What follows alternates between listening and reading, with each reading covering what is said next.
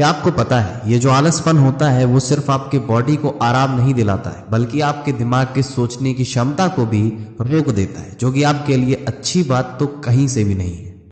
हम हर एक छोटी से छोटी और बड़ी से बड़ी चीजों में आलसपन दिखाना शुरू कर देते हैं। इनफैक्ट हम अपने डेली बेसिस के दिनचर्यों में भी बहुत ज्यादा आलसी होते जाते हैं और बहुत लोग खुद से रोज कमिटमेंट करते हैं कि मैंने जो आज किया कल मैं ऐसा बिल्कुल नहीं करूंगा, कल मैं बहुत प्रोडक्टिविटी वाला काम करूंगा। पर कल भी उनका ऐसा ही रहने वाला है, वो कभी चेंज होता ही नहीं है ये प्रोसेस।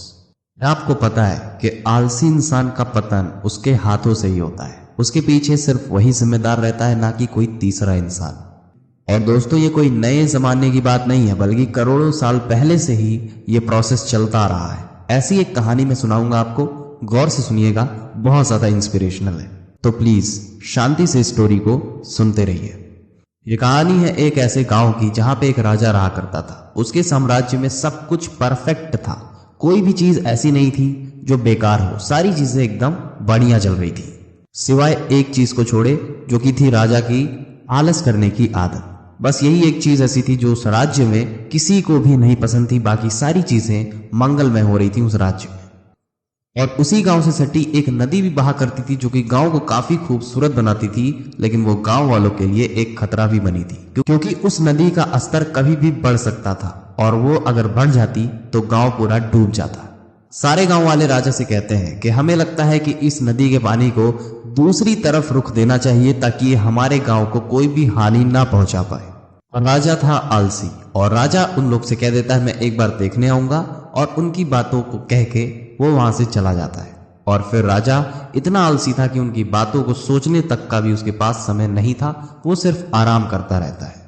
ऐसे देखते देखते एक दिन निकला, 2 दिन निकला, हफ्ते निकले और फिर महीने कब निकल गए पता ही नहीं चला, पर राजा ने कोई भी एक्शन नहीं लिया। और फिर सावन का महीना शुरू हो जाता है, बारिश खूब ज्यादा होती है जिसकी वजह से उस नदी का जो स्तर रहता है वो बहुत ज्यादा बढ़ जाता है, जिसकी वजह से गांव में भी पानी आने लगा और एक फ्रेज ऐसा भी आ गया कि उस पूरे साम्राज्य में बाढ़ की स्थिति बन जाती है। और इसी चक्कर में न जाने कितने घर अपने संग बहा के ले गया, जिसकी वजह से काफी जनहानि हुई, काफी चीजें क्षतिग्रस्त भी हो गई। पर जब तक राजा को ये बात समझ में आई, जब तक राजा की आंखें खुली, तब तक बहुत ही ज्यादा देर हो चुका था। और इन सारे कारणों के पीछे राजा ही जिम्मेदार था, क्योंकि राजा अगर तुरंत ही एक्शन लेता तो आज हालात ही कुछ और होते, शायद उस गांव में पानी घुस ही नहीं पाता। आलस कोई छोटी चीज नहीं है जिसे आप जब मन करे तब हैंडल कर लें। आप हो सकता है आपके लिए भी ऐसा कोई भी काम हो सकता है पढ़ने के लिए, या हो सकता है आपको कोई काम करना अपने घर का ही करना हो। आप सोच रहे होंगे मैं इस काम को कल से पक्का करूंगा, या कोई आदत को ही बनाना हो, तो आपको लगता होगा कि कल से अगर मैं शुरू करूंगा तो सब कुछ बढ़िया से होने लगेगा, पर नहीं, रियलिटी इसके बहुत ज्यादा बियॉन्ड है।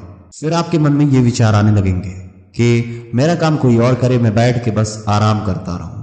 और फिर आपके लाइफ में ऐसा फ्रेज जरूर आ जाएगा कि जब आप कितना भी उठने की कोशिश करें, आपके आलस के नाते आप हमेशा गिरते ही रहेंगे। इनफैक्ट तुम अपना कल आज ही से सुधारना स्टार्ट कर सकते हो। क्यों सोचते हो मैं ये काम कल से करूंगा?